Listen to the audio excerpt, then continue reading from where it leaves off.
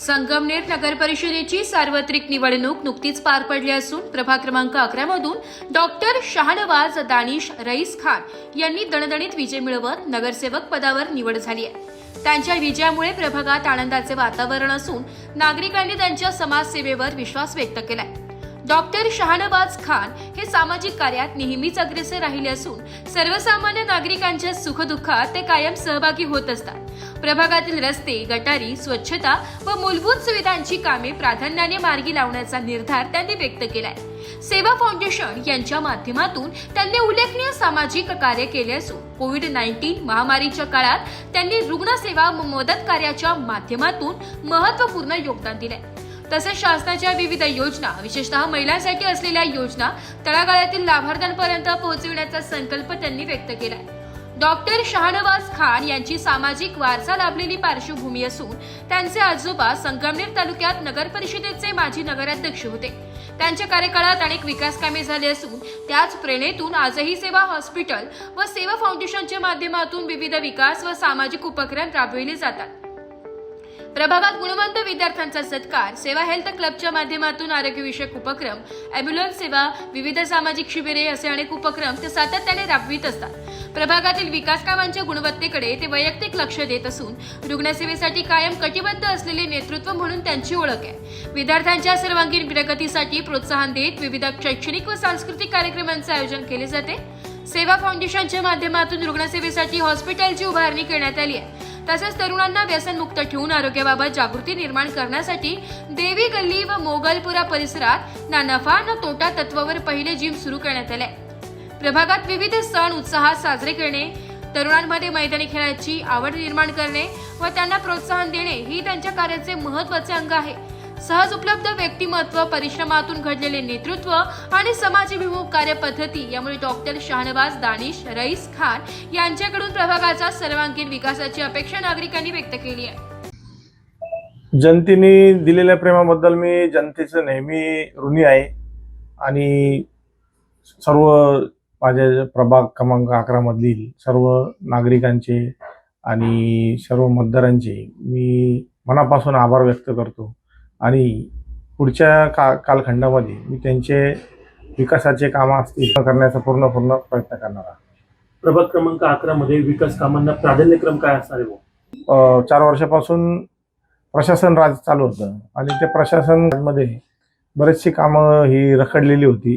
ती रखडलेली कामं मी प्राधान्याने सोडवण्याचा प्रयत्न करणार आहे आणि त्याच्यामध्ये बरीचशी रस्त्याची कामं असतील, गटारींची कामं असतील, साफसफाईची कामं असतील आणि महिला आणि आबालवृद्धांना आणि लहान मुलांना उद्यानाची कामं असतील ही मी त्यांना प्राधान्य देणार आहे। समाजकार्यात देखील अग्रेसर असतात। कोविड काळातील कार्य देखील आपले उल्लेखनीय आहेत, त्याबद्दल काय सांगाल?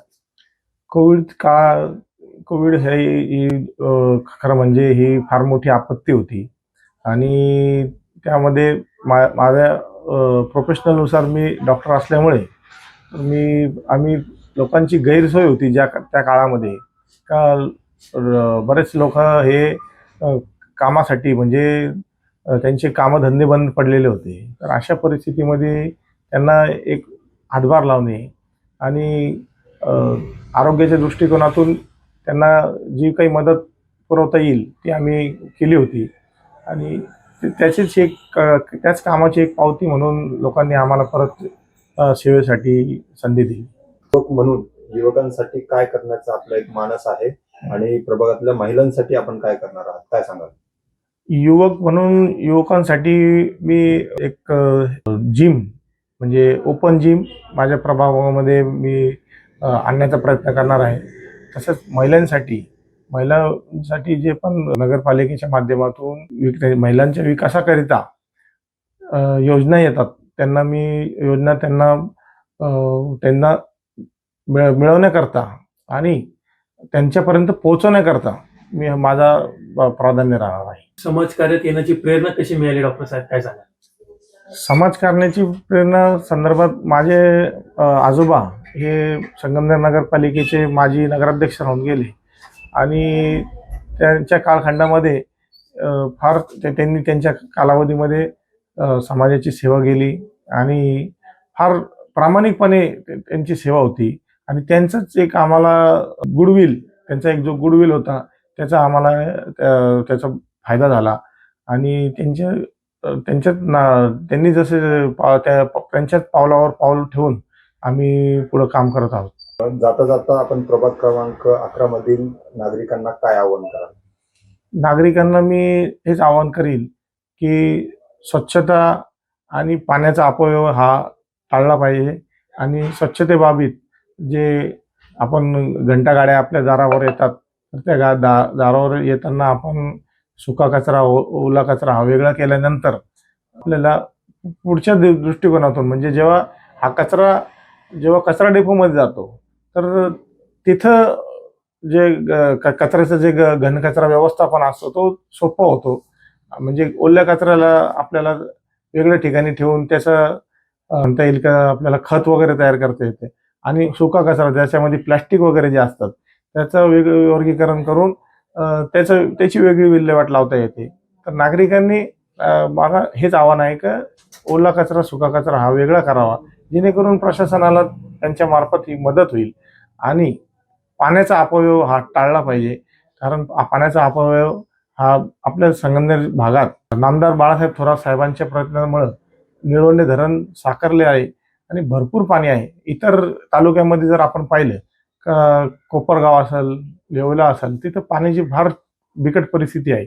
अशा परिस्थितीत आपण त्याची जाणीव ठेवली पाहिजे की आपल्या तालुक्यात जर आपल्याला आज आपल्या नेत्यांमुळे चांगली परिस्थिती आहे तर त्याचा अपव्यय आपण टाळलाच पाहिजे. ब्युरो रिपोर्ट, नाशिक लोकशाही न्यूज, नाशिक.